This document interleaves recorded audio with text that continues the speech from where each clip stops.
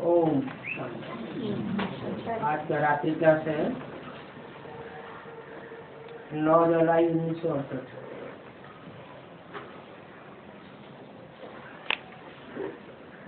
कोई अनुभव सुनाते हैं, कोई सभी समाचार सुनाते हैं।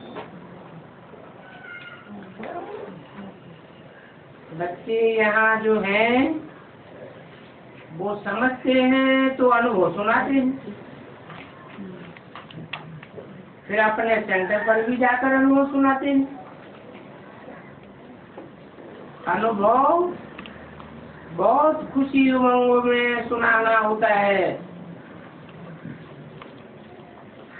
मधुबन में बाप से क्या क्या नई बातें सुनी। यहाँ आते भी इसी ख्याल से हैं कि हम बाबा के पास जाते हैं। बाप और दादा हैं तो दोनों बाबा ना।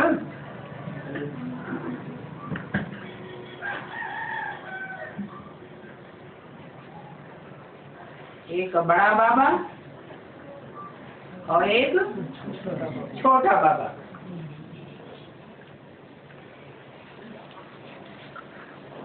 ये भी बड़ा बाबा है। इनको तो ग्रेट ग्रेट ग्रैंडफादर भी कहते हैं और उनको फादर कहते हैं। जरूर होकर के गया है। जो चीज हो करके जाती है वो फिर रिपीट जरूर करते हैं। बच्चे जानते हैं बाबा रथ में आया था, वो पास्ट हो गया।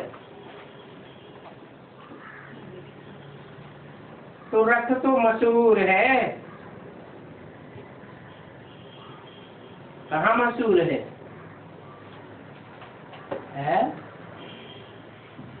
शास्त्रों में रथ की बात आई हुई है। क्या बात आई हुई है? भगवान ने अर्जुन का रथ लिया, परंतु उन्होंने स्थूल रथ समझ लिया। घोड़े गाड़ी बनाई भी है तो वास्तव में ये इंद्रिय रूपी घोड़े, शरीर रूपी रथ है। तो रथ पर सवार होकर के आते हैं तो जरूर मनुष्य के रथ में सवार होकर आवेंगे। क्यों?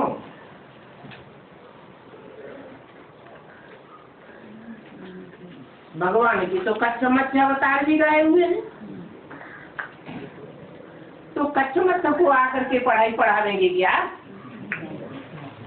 जरूर मनुष्य तन में आकर के पढ़ावेंगे। मनुष्य तन में आकर क्यों पढ़ावेंगे? क्योंकि मनुष्य का आ जाता है जो मन का उपयोग करे, मनन चिंतन मंथन करे। जानवर थोड़े ही मनन चिंतन मंथन करेंगे।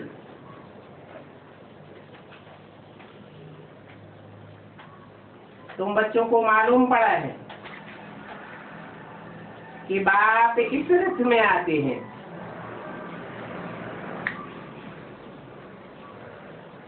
कृष्ण की आत्मा कोई नहीं आवेगी, क्योंकि कृष्ण की आत्मा तो अभी बहुत जन्मों के अंत में है।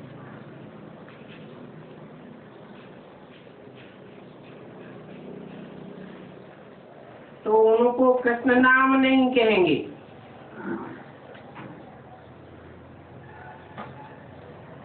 जो रथ पर सवार होकर के आते हैं, ये भी तुम बच्चों ने समझा है कि कृष्ण को श्याम सुंदर क्यों कहते हैं?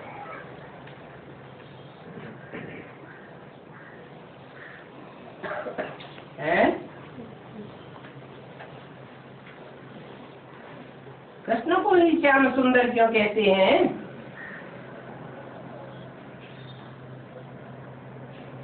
राम को श्याम सुंदर क्यों नहीं कहते?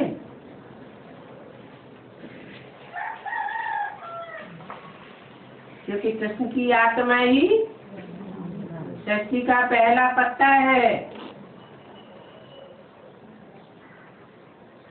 जो अति सुंदर बनता है, और वही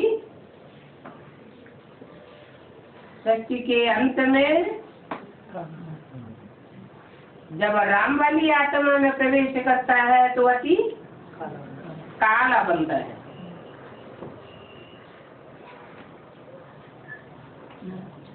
नाम तो मनुष्य ही रखते हैं, परंतु हिस्ट्री का किसी को भी पता नहीं है।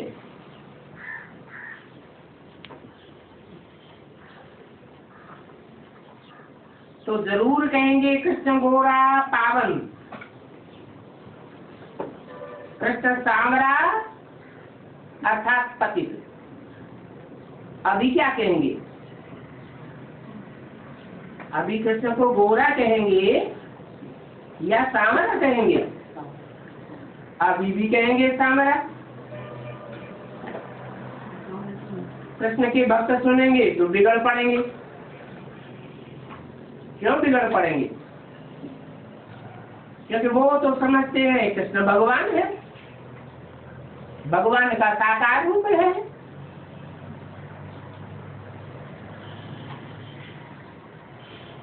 कृष्ण के अलावा और कोई आत्मा भगवान का साकार रूप का पार्ट नहीं बजाती।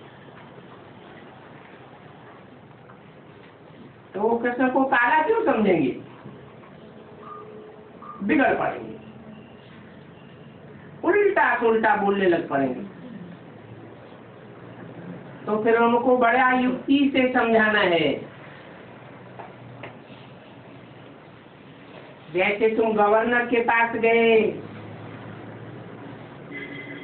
बाप ने समझाया, पहले यह समझाना है ऊंच से ऊंच भगवान निराकार है।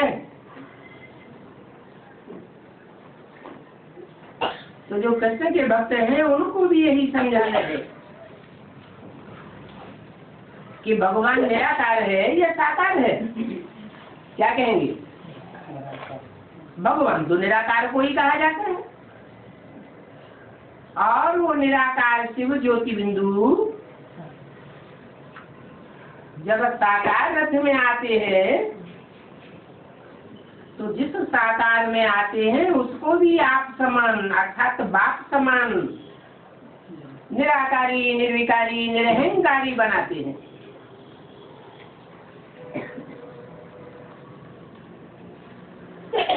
तो वो भगवान का साकार स्वरूप कहा जाता है।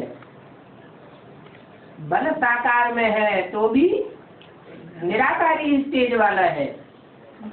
ब्रह्मा का तो कोई भी चित्र नहीं है जो निराकारी स्टेज वाला हो। धर्म पिताओं को तो निराकारी स्टेज में दिखाते हैं ना, क्योंकि पिता माना ही बीज। बीज तो सूक्ष्म होता है, निराकार होता है। तो समझाना पड़े कि कृष्ण सृष्टि का पहला पत्ता है, बीज नहीं है। वो निराकारी स्टेज धारण नहीं कर सकता। वैसे निराकार आत्मा तो सभी है। जो भी 500-700 करोड़ आत्माएं हैं सब क्या है? आत्माएं निराकार है, परंतु सब आत्माएं निराकारी स्टेज को धारण नहीं करती हैं। निराकारी, निर्विकारी, निरहंकारी नहीं बनती हैं। इसलिए बाप कहते हैं निराकारी भव। अपन को निराकार आत्मा समझो।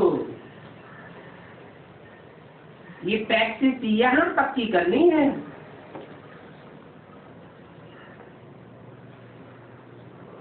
है निराकार परमात्मा।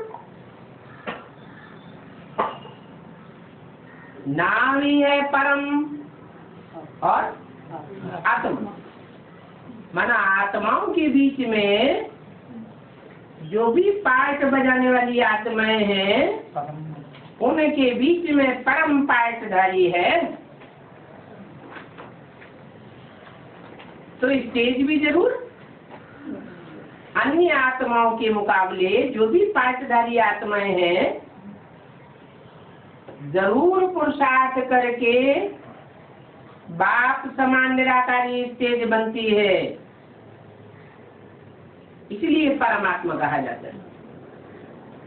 इसलिए उसका नाम शिव के साथ जोड़ा जाता है। हाँ, शिव सदैव परम धाम में रहते हैं। आत्माएं बल आत्माओं को निराकारी तेज का पता लग जाता है कि हम निराकार है, ज्योति बिंदु है, परंतु सदैव तो परम धाम नहीं रहती है। हाँ, परम धाम में सदा काल रहने का पुरुषार्थ करके अपने को परिपक्व स्टेज में धारण करने वाली आत्मा परमात्मा कही जाती है। बाकी आत्माएं तो तुम सभी हो, अपने अपने शरीर में पार्ट बजाते हो नंबरवार पुरुषार्थ अनुसार। और जो भी आत्माएं हैं सभी अविनाशी हैं। आत्मा का विनाश नहीं होता है। 5 तत्वों के शरीर का विनाश होता है, घड़े का विनाश होता है या मिट्टी का विनाश होता है? मिट्टी से घड़ा बनता है, परंतु घड़ा फूट जाता है, विनाश हो जाता है। मिट्टी का तो विनाश नहीं होता। तो कहेंगे 5 तत्वों से बना हुआ ये जो शरीर है उस शरीर का विनाश होता है, लेकिन 5 तत्वों में मिल जाते हैं, उनका विनाश नहीं होता। तुम कैसे भी हो, हर 5000 वर्ष के बाद हम बाप से ही वर्षा लेते हैं जो हम कल्प कल्प लेते आए हैं। तो दुनिया में खेलते हैं हद का ड्रामा, और इस शक्ति रूपी रंगमंच पर है ये बेहद का ड्रामा।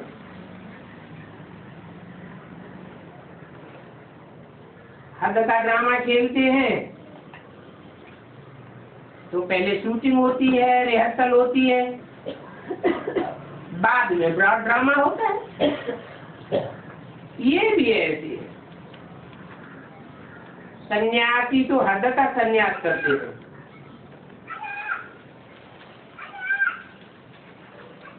हद का सन्यास करने के कारण वो फिर भी हद की दुनिया में, पुरानी दुनिया में ही रहते हैं, परंतु तुम तो बेहद का सन्यास करते हो। तुम तो बुद्धि से भी पुरानी दुनिया को भूल जाते हो। सारी पुरानी दुनिया से तुमको वैराग आ जाता है। तुम बच्चे जानते हो जो भी संबंधी आदि है परंतु उनसे ममत्व निकल जाता है। उनसे ममत्व निकाल करके पुरानी दुनिया के संबंधियों से ममत्व निकाल करके नई दुनिया के संबंधियों से तुम्हारा ममत्व लग जाता है। बुद्ध का योग उस नई दुनिया की तरफ लग जाता है। तो बाप को याद करते करते जो नई दुनिया सतयुग आने वाला है उसमें तुमको सतु प्रधान बनना है। बाप से देह का वर्षा भी लेना है। नई दुनिया में नंबरवार वर्षे होंगे, इसलिए नंबरवार पवित्र जरूर बनना है।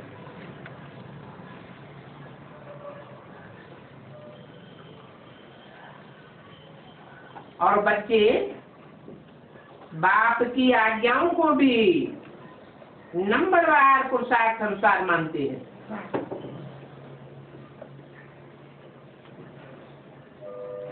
नंबरवार पुरुषार्थ अनुसार आज्ञा मानना क्या होता है? अव्वल नंबर का बच्चा होगा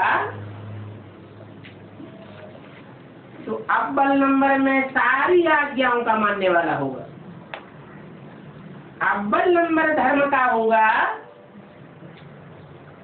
तो सारी आज्ञाओं को मानेगा। और धर्मों में कन्वर्ट होने वाली आत्मा होगी तो आधी बातों को मानेगा, आधी को नहीं मानेगा। बाप कहते हैं मुझे याद करो और कोई भी देहधारी को याद न करो।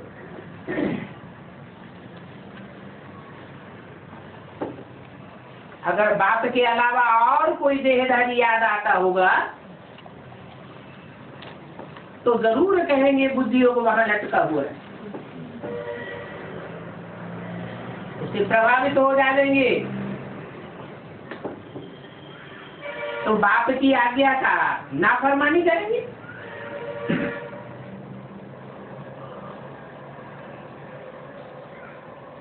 तो बाप को याद करो, गवर्नर को भी समझाना पड़े। बाप कहते हैं मुझे बाबा की याद में रहने से तुम पावर बन जाएंगे।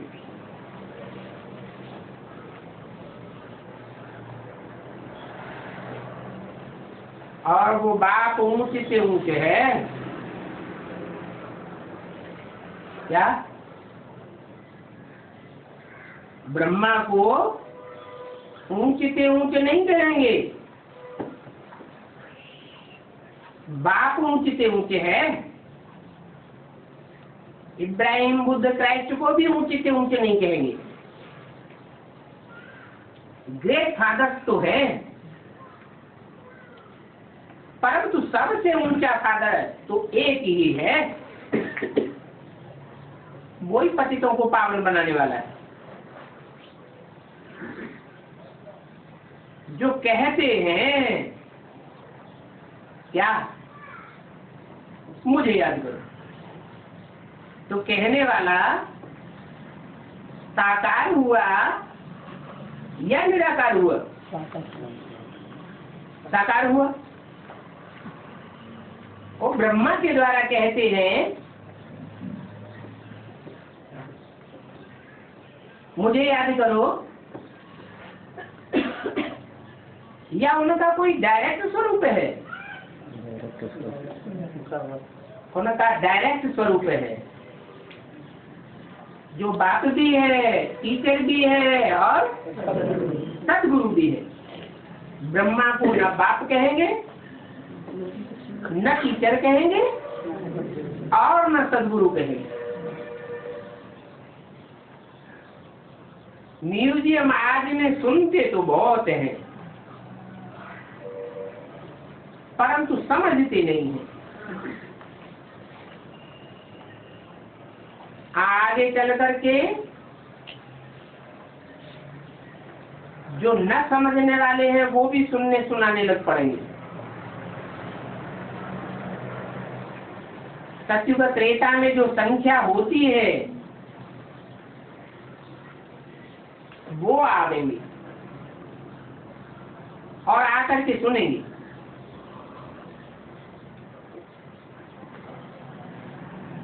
कहाँ आवेंगे? सत्युग त्रेता में कितनी जनसंख्या होती है? 9 लाख नहीं, त्रेता में 10 और त्रेता दोनों में मिला करके 10 करोड़ जनसंख्या होती है।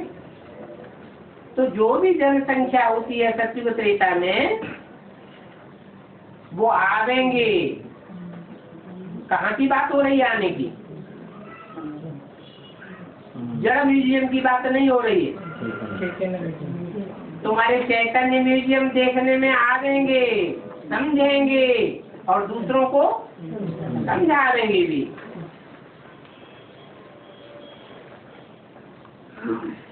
आकर सुनते रहेंगे। जब तक ब्राह्मण नहीं बने हैं तो देवता नहीं बन सकते। तो कितने ब्राह्मण बनेंगे?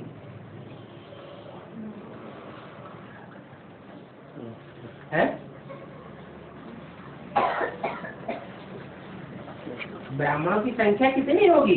33 करोड़। त्रेता के अंत में होते ही है 10 करोड़। 33 करोड़ तो कलयुग के अंत तक आते रहते हैं। और कलयुग में तो शूद्र संप्रदाय होते हैं या ब्राह्मण संप्रदाय होते हैं? शूद्र होते हैं। तो उनको ब्राह्मण पक्का थोड़े कहेंगे। तो ब्राह्मण बनना पड़े तभी सत्युग त्रेता में देवता बनेंगे। पिछाड़ी के समय बहुत आवेंगे। बच्चों को थोड़ी तकलीफ सहन करनी पड़ती है, खास करके बांधेलियों को। परंतु वह बांधेलियों के बंधन भी धीरे धीरे टूटते जाएंगे।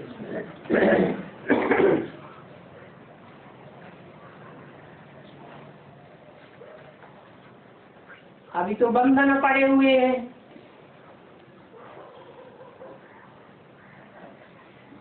क्योंकि अखबारों में आज ने सुना है यहाँ जादू डालते हैं। कोई बड़ा तांत्रिक आया हुआ है।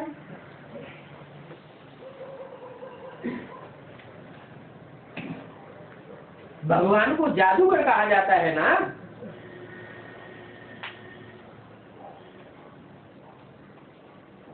उन भगवान के सिवाय इतने ढेर के ढेर बच्चों को कौन संभाल सकेंगे?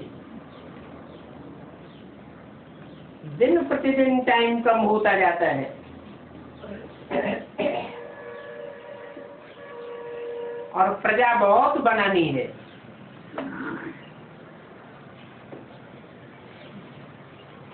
नहीं तो नई दुनिया में राजा कैसे बनेंगे? राजा कौन बनेंगे? यहाँ पुरुषार्थ करने वाले तो बहुत हैं और पुरुषार्थ है ही राजा बनाने का। परंतु बनेंगे कौन? अपने कर्म में जो प्रजा बनावेंगे, सेवा करेंगे, वो राजा बनेंगे। तो राजा वह बनेंगे जिन्होंने रैयत बनाई है। क्योंकि रैयत का राजा तो बनेंगे ना। रैयत माने प्रजा। तो कोशिश करनी चाहिए अपनी पढ़ाई की। सन्यासियों का तो है हद का त्याग। वो तो हद का घर बार त्याग कर देते हैं। तुम हद में तो कुछ भी त्यागते नहीं। तुम्हारा है बुद्धि का बेहद का वैराग। ऐसे तो सन्यासियों को भी सुख बहुत है पैसे का। प्यार करते हैं, घर में बुलाते हैं। परंतु वहां नई दुनिया में तो ऐसी बातें होती नहीं। साधुओं को, सन्यासियों आदि को भी, घर वालों को भी घर में बुलाया जाता है, परंतु वो कोई ज्ञान नहीं है, वो सब है भक्ति। अभी बच्चे जानते हैं, हमको तो सभी को भूल जाना है, क्योंकि अभी हमको घर जाना है। मुसाफिरी पूरी हुई,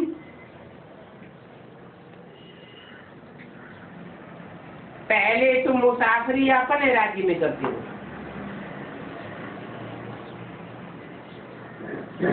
फिर पराये राज्य में आने से दुख होता है, क्योंकि पराये राज्य में छीछी दुनिया है ना। इस दुनिया में तो मनुष्यों को अनेक प्रकार की फिक्र आते हैं। बाप जो नई दुनिया स्थापन करते हैं उसमें तो कोई फिक्रात नहीं होती है।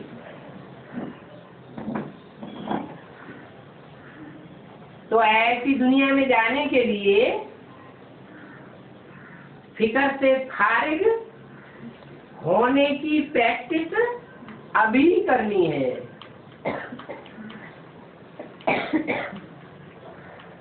जैन भी है, फिक्र से फारिग चिंता प्यारा सदगुरु, सदगुरु जो अभी आया हुआ है। तुम बच्चों को साफ फिक्रों से फारिग कर देते हैं,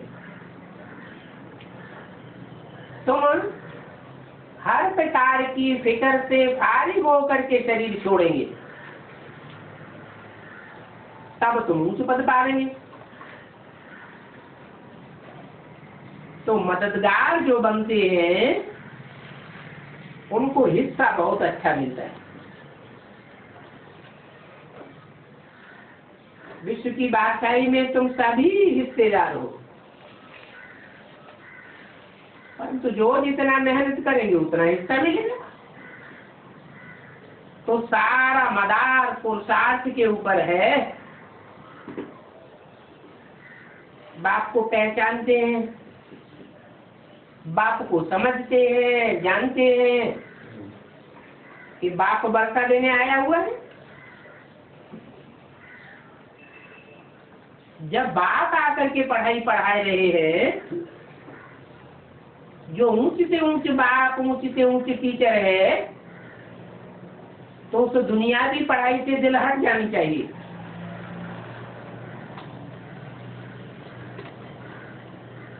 क्योंकि उस दुनियावी पढ़ाई से तो पाई पैसे का पद मिलता है, और भगवान की पढ़ाई से जन्म जन्मांतर की राजाई का पद मिलता है। हाँ, याद की यात्रा टाइम बहुत लेती है। वो यात्रा भी बाप सिखलाते हैं, ऐसे ऐसे करो। इम्तिहान के दिनों में जो भी स्टूडेंट्स होते हैं वो बहुत मेहनत करते हैं।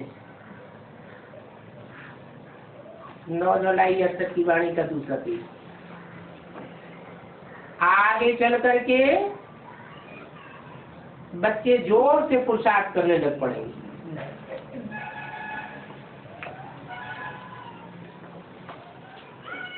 परंतु बाप कहते हैं अभी शरीर छूट जाए तो आगे के लिए पुरुषार्थ नहीं छोड़ना है। कोई भी बात पर पुरुषार्थ में ठहरना नहीं है। बस बाप कहते हैं कि आगे चल करके जोर से पुरुषार्थ करने लग पड़ेंगे, तो क्या आगे के लिए पुरुषार्थ छोड़ दिया जाए? नहीं, ऐसे नहीं सोचना है कि अभी तो टाइम बहुत पड़ा है। ऐसा कच्चा नहीं बनना चाहिए। बच्चों को बाप की श्रीमत पर ध्यान देना है। ब्रह्मा की आयु 100 वर्ष कहते हैं।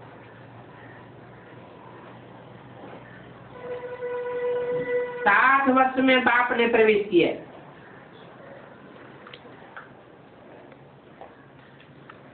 बाकी रहे 40 वर्ष।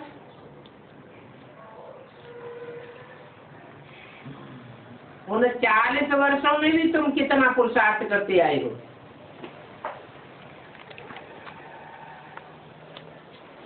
है?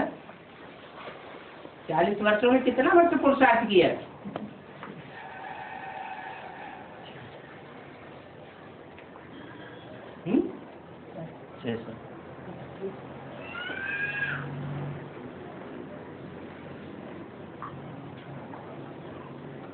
जिन्होंने मुरली छापी है उनका दृष्टिकोण दूसरा था। उन्होंने कौन से ब्रह्मा किया है 100 वर्षा की? दादा लेखराज ब्रह्मा की। उन्होंने समझ लिया कि 1936 में ही शिव बाप ने ब्रह्मा दादा लेखराज में प्रवेश कर लिया, इसलिए उन्होंने यहाँ लिख दिया 32 वर्ष। कितना पुरुषार्थ करते आए हो? 32 वर्ष।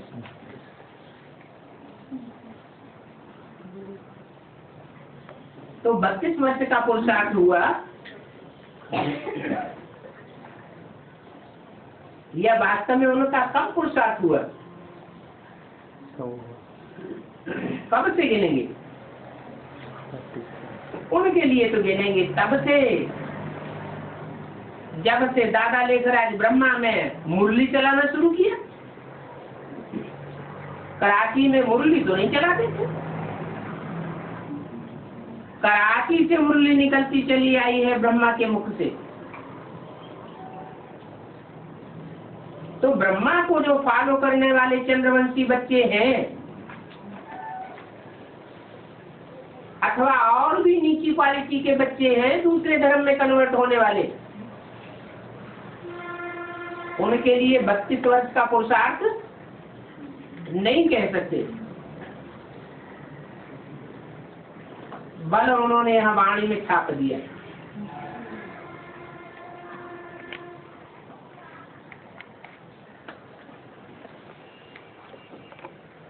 छाप इसलिए दिया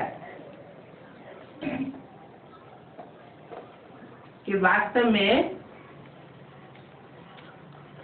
आदि ब्रह्मा का पार्ट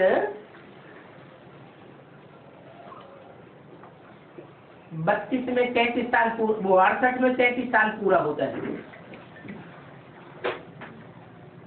उसमें 7-8 वर्ष और जोड़े तो सन 76 में 40 साल पूरा होता है। इसलिए बाबा ने बोला कि बाकी 8 वर्ष बचे हैं पुरुषार्थ के। किस पुरुषार्थ के? है? अरे पुरुषार्थी जीवन का लक्ष्य क्या है? नर से नारायण बनना। तो नर से नारायण विश्व का मालिक बनने के लिए ब्रह्मा की आयु बताई 100 साल, उसमें से 33 साल कौन से बच्चों के लिए पूरे हुए? सूर्यवंशी बच्चों के लिए पूरे हुए या चंद्रवंशियों के लिए? सूर्यवंशी बच्चों के लिए पूरे हुए। बाकी जो 7-8 साल रहे सन 76 तक,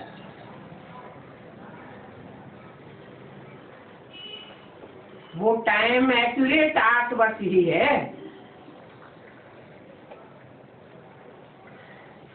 उसके बाद पुरुषार्थ का टाइम खत्म हो गया क्या है? 76 के बाद पुरुषार्थ का टाइम खत्म हो गया है? खत्म तो नहीं करेंगे, क्योंकि राजाई का वर्षा पाने वाले नंबरवार हैं। वर्षा कोई एक को नहीं मिलता है, वर्षा पाने वाले ढेर के ढेर हैं। टोटल कितने हैं जो राजयोग की पढ़ाई पढ़ते हैं? 16,108।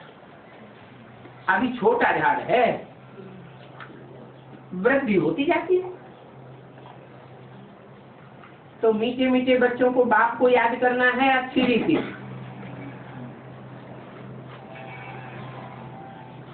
अच्छी रीति याद करने का टाइम कौन सा विशेष बताया है? अच्छी रीति याद करने का टाइम, जो फाउंडेशन डालना है अच्छी रीति याद करने का, वो टाइम कौन सा हुआ? 68 से लेकर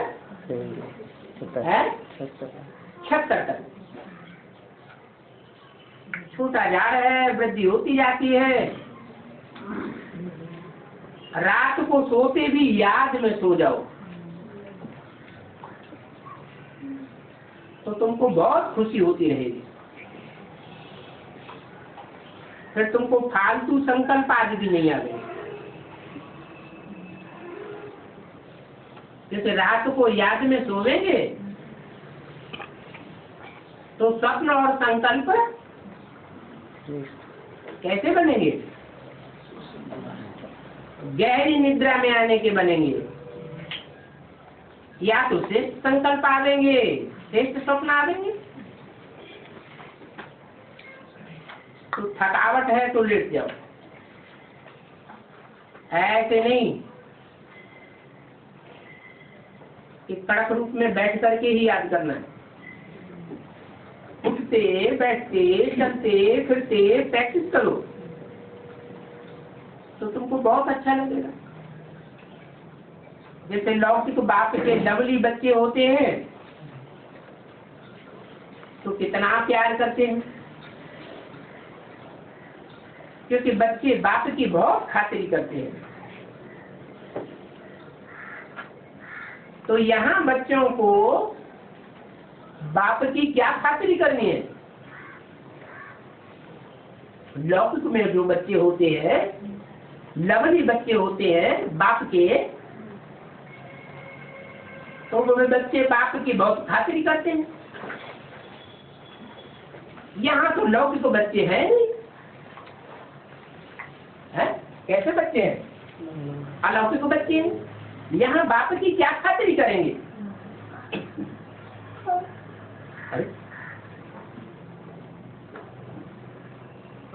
यहाँ याद की खातिरी है। जितना बाप को याद करेंगे उतना बाप समझेंगे कि यह बच्चा मेरी बहुत खातिरी करता है। मदद करनी है, याद की यात्रा में रहकर वाइब्रेशन बनाने की। और सभी को कहो कि बाप को याद करो तो वर्षा मिलेगा। सतो प्रधान बनना माना बाप का वर्षा लेना है। बाप से कौन सा वर्षा मिलेगा? सतयुग का वर्षा मिलेगा या सतो सामान्य त्रेता या रजो प्रधान कलयुग का वर्षा मिलेगा? बाप है ही सत्य, तो कहते ही सच्चिदानंद, तो सतयुग का ही वर्षा देंगे सतो प्रधान। यहाँ रहने से पुरानी दुनिया बिल्कुल याद नहीं रहनी चाहिए। कहाँ रहने से? कहाँ की बात बताई है?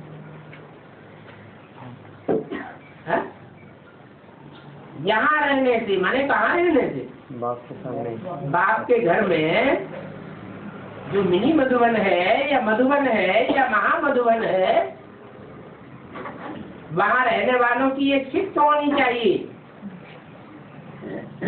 कि बाप के सिवाय और पुरानी दुनिया बिल्कुल याद नहीं आए। बस बाप का घर और बाप की याद, दो अक्षर हैं। अच्छा, मीठे मीठे बच्चों को रुआनी बाप दादा का याद क्या गुड नहीं। अगला रात्रि क्लास है 10 जुलाई 1968। बच्चों को बेहद का बाप, बेहद की बहुत मीठी मीठी बातें सुनाते हैं। जो मीठी मीठी बातें, बेहद की बातें और कोई नहीं सुना सकता। हाँ, शास्त्र तो जन्म जन्मांतर सुनते चले आए हैं, परंतु वो तो पुरानी पुरानी ही बातें हैं। 2-2.5 साल पहले शास्त्र लिखे गए, वही बातें सुनाते चले आए। तो नई बातें कहेंगे या पुरानी बात कहेंगे? पुरानी बातें हो गई। और बाप तो आकर बिल्कुल नई बातें सुनाते हैं। इसलिए मनुष्यों को इन बातों को समझने में मुझान होती है। बच्चों को समझाया गया है यह नाली कोई 700 आदि में नहीं है।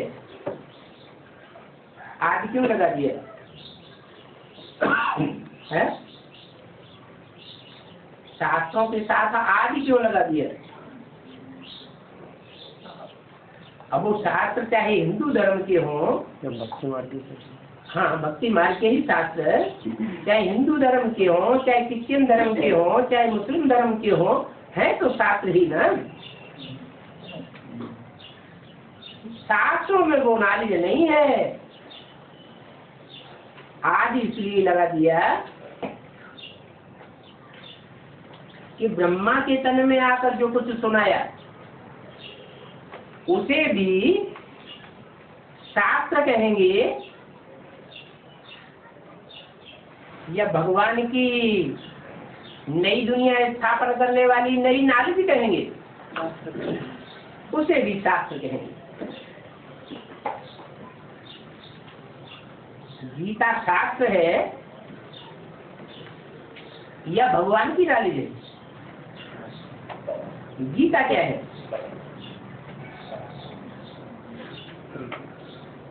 सर्वशास्त्र शिरोमणि गीता गाई हुई है, वो क्या है? भक्ति मार्ग का शास्त्र ही। जैसे वो संस्कृत की गीता है भक्ति मार्ग की, वैसे हम ब्राह्मणों की दुनिया में ये गीता है जो कागज के पत्तों पर छपी हुई मिलती है। परंतु बाप ने बताया है कि इसको गीता ज्ञानामृत नहीं कहेंगे, अमृत नहीं कहेंगे। क्यों? क्योंकि ब्रह्मा के मुख से जो भी सुनाया गया वो शास्त्र इसलिए हुआ, उसका मंथन चिंतन मनन चिंतन नहीं किया गया। मनन चिंतन मंथन न किया जाए तो नॉलेज खून नहीं बनाती है। संकल्पों का शुद्ध खून नहीं बन सकता,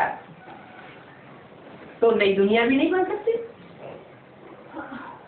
बल गीता है,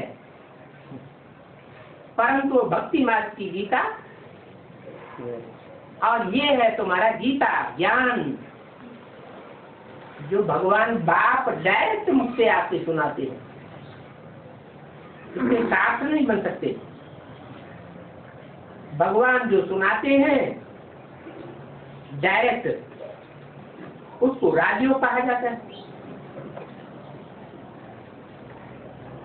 क्योंकि सुनाने वाला नया है तो जरूर नई बात ही सुना देंगे। बेचारे मनुष्य तो नहीं समझ सकते। तुम बच्चे समझते हो बाबा हर 5-4 वर्ष बाद ये बातें सुनाते हैं। इन बातों को और कोई जानता ही नहीं है। वो मनुष्य जो कुछ सुनाते हैं वो तो खुद ही पढ़ सकते हैं।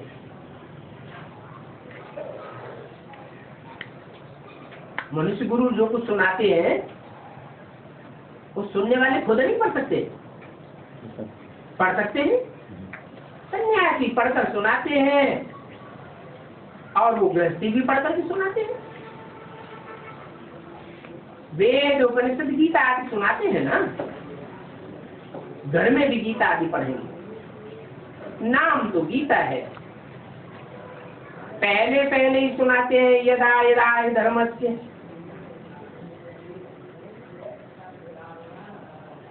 परंतु बाप तो कहते हैं मैं तुम्हारा बाप हूँ और तुम अपने बाप को भूल गए हो। शिव बाबा आते हैं तो जरूर वेद की बादशाह ईश्वर ही देंगे। स्थापना करने वाला ही वो है, तो वेद का बाप बेहद का वर्षा देंगे ना।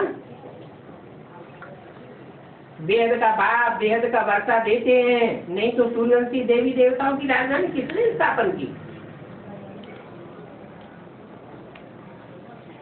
चंद्रवंशियों की राजधानी कही जाती है तो जरूर चंद्रमा ने स्थापन की होगी।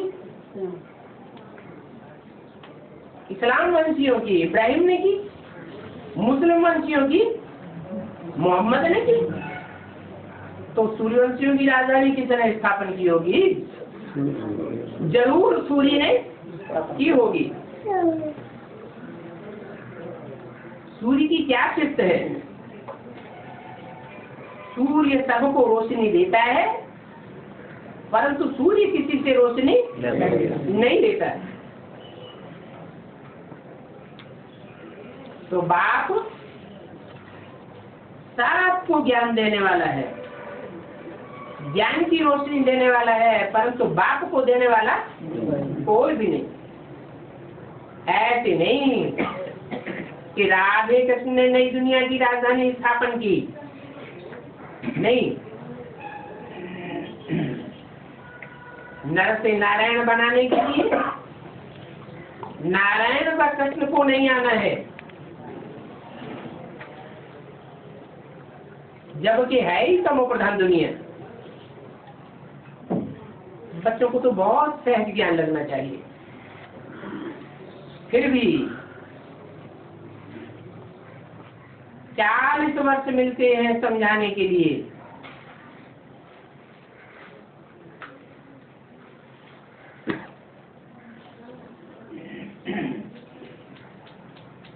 क्या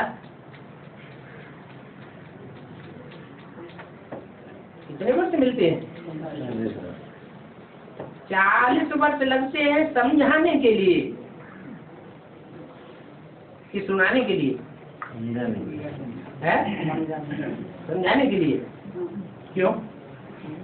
76 तक समझाया या सिर्फ सुनाया? 40 वर्ष कहेंगे सुनाया, समझाया किसी ने नहीं। क्योंकि जो समझाने वाला बात है वो तो प्रत्यक्ष हुआ ही नहीं। तो समझाने के लिए जो 40 वर्ष हैं वो कब पूरे होते हैं? 2016 है 2016 में 15 ये समझाने का टाइम भी है, सुनाने का टाइम भी है और समझाने का टाइम भी है। तो बाप कहते हैं मैं दिन प्रतिदिन उनको ये बातें सुनाता हूँ। जो पहले बातें सुनाते थे वो उतनी गुह्य नहीं थी। पहले मैंने कब है बेसिक नॉलेज में जो सुनाते थे वो बातें उतनी वो उतना गुह्य ज्ञान नहीं था, परंतु भगवान के ज्ञान को तो गाया जाता है। गुह्यात् गुह्यतरम ज्ञानम, गुह्य से भी गुह्य ज्ञान सुनाता। हम भी समझते हैं और समझते आए, समझाते आए। कराची में 14 साल रहे,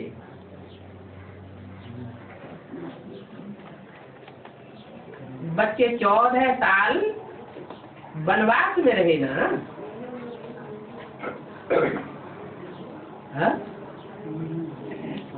कब से कब तक है? 14 नहीं हो जाए। 14 साल कब से कब तक है? 36 से 51। 36 से 51। हाँ 51 मैंने कराची में रहे ना। अभी पीछे पीछे बच्चे समझ गए हैं। जब शिव बाबा आते हैं तो स्थापना करते हैं। क्या कराची में रहे तो, लेकिन वहाँ स्वर्ग की स्थापना नहीं। राजधानी की स्थापना नहीं होती है। क्यों? कराची में जो स्थापना हुई एमपी वहाँ सुखी नहीं थे, हैं? अल्पकाल का सुख हुआ। कराची में जो जमावड़ा हुआ वो 4 साल ही तो रहा, फिर उसके बाद वहाँ जो बढ़ गए हैं। हाँ, वो कोई अविनाशी थोड़ा ही कहेंगे, तो विनाश भी जरूर कराते हैं। जब स्थापना हो उसके बाद विनाश होगा।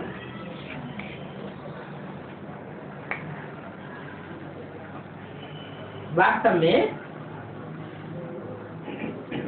स्थापना और विनाश में 40 वर्ष लगते हैं। कौन से वर्ष के लिए इशारा दिया? 76 के लिए इशारा दिया कि 40 वर्ष लगे बौद्ध की स्थापना में। बौद्ध की स्थापना माने सूक्ष्म संकल्पों की राजधानी की स्थापना करने में 40 वर्ष लगे, और विनाश में भी वो 40 साल। पहले स्थापना होती है या पहले विनाश होता है? पहले स्थापना। कोई की बुद्धि में तो स्थापना हुई होगी ना, नई दुनिया की। कृष्ण की हथेली पर बहिष्ठ दिखाते हैं, स्वर्ग दिखाते हैं। पहले ब्रह्मा कुमारी विद्यालयों में वो चित्र भी दिखाया जाता था, दरवाजे पर वो बड़ा चित्र रखा रहता था।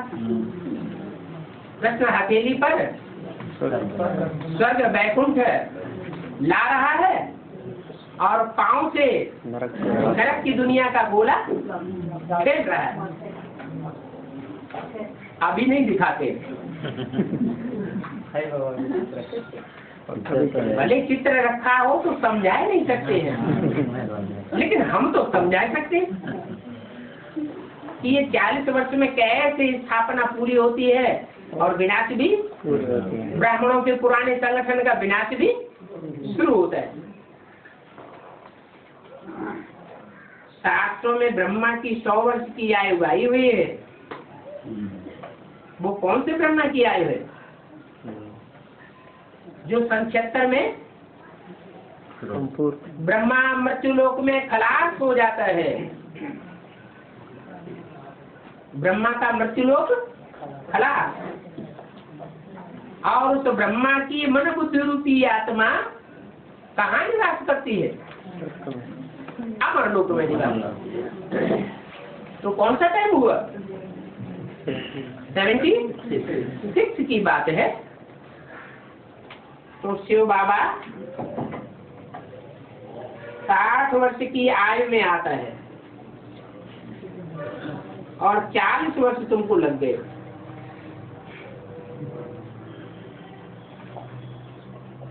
आठ वर्ष भी अभी तुमको बहुत दिखाई पड़ते हैं। बच्चे समझते हैं विनाश जल्दी होना है, तैयारियां ऐसी हुई पड़ी, क्योंकि हम तो डिक्लेयर कर चुके हैं। कहाँ? जो 4 चित्र हैं उनमें भी 40 वर्ष। ब्रह्मा की आयु जब पूरी होती है लास्ट, तो डिक्लेरेशन दिया हुआ है 76 के लिए। 4 चित्रों में भी दिया हुआ है, अखबारों में भी निकाला था, और राष्ट्रपति को भी मेमोरेंडम लिख करके दिया हुआ था। ज्ञानामृत पत्रिका में भी छपा हुआ था, मुरलियों में भी छाप के रख दिए। तो डिक्लेरेशन तो कर चुके हैं।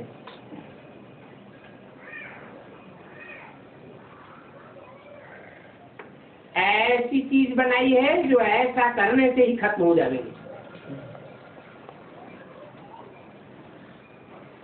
इनसे नई खौफनाक चीज अभी बनाते नहीं है। स्थापना भी देखी, विनाश भी देखा, तो निश्चय भी होता है। सर्विस बहुत करनी है, पैगाम पहुंचाना है गांव गांव में।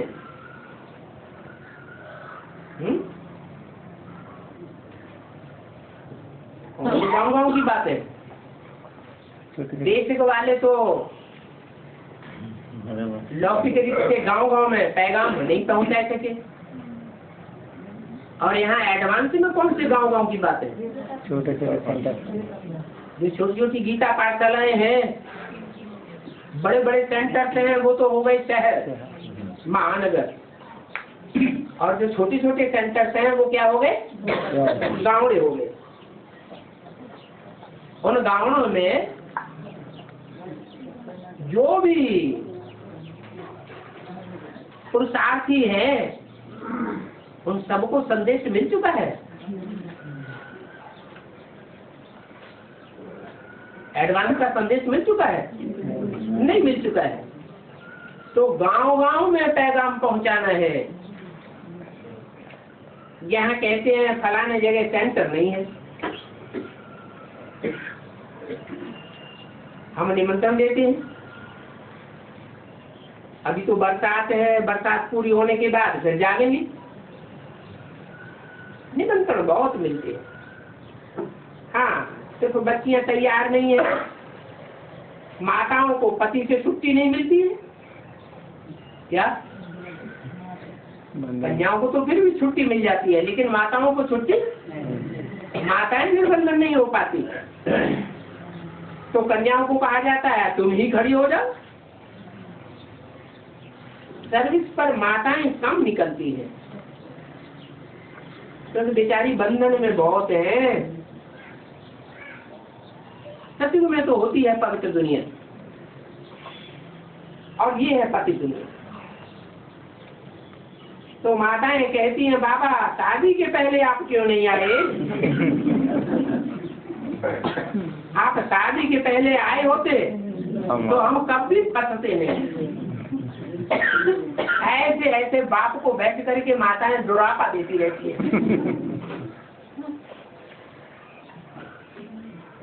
ऐसे भी कहती है बाबा ये बच्चे न होते तो हम बंधन मुक्त होते।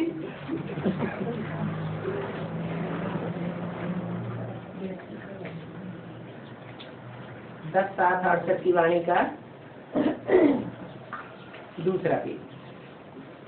बाबा कहते हैं ये ड्रामा की भाभी है, ड्रामा में नूंद है, और ये ड्रामा बनाया किसने? अपने अपने कर्मों ने ही अपना ड्रामा बनाया। तो राय दी जाती है, परंतु पुरुष लोग जब समझें तब तो माताओं को फ्री करें। पुरुष समझते ही नहीं है। माताएं ढेर की ढेर निकल पड़ती हैं और पुरुष कम निकलते हैं। प्रैक्टिकल में देख लो। कोई भी सेंटर में जाके देख लो, माताओं की संख्या ज्यादा है और भाइयों की संख्या कम होती है। समझते ही नहीं है। ये रावण राज्य है, क्या करा है? माना ज्यादा प्रभाव में कौन है? भाई लोग जो है ज्यादा रावण के प्रभाव में, कंट्रोल में। बेसमझों की दुनिया है। बेसमझ जो होते हैं, भक्त बेसमझ होते हैं ना, तो मंदिर में समझदार देवताओं के आगे जाते हैं। मंदिर के आगे हाथ लेकर के भाषण करो। जहाँ जहाँ मंदिर हो उन मंदिरों के आगे हाथ लेकर के भाषण करो। तुमको ये बनाते हैं आकर के समझो। ये लक्ष्मी नारायण समझदार थे तो अभी बेसमझ बने हैं, फिर जरूर वो राज्य करेंगे, आ जाएंगे जरूर। उन्हें लक्ष्मी नारायण का राज्य जो सारे विश्व में व्यापक था अब नहीं है। माना जरूर लक्ष्मी नारायण का राज्य कोई ने छीना है, ये किसको पता नहीं है। उन लक्ष्मी नारायण जैसे देवताओं से राज्य किसने छीना? माया रावण ने छीना। तो ये कथा बाप ने आकर के सुनाई है, रावण ने छीना है, फिर मैं आया हूँ रावण पर जीत पहनाने।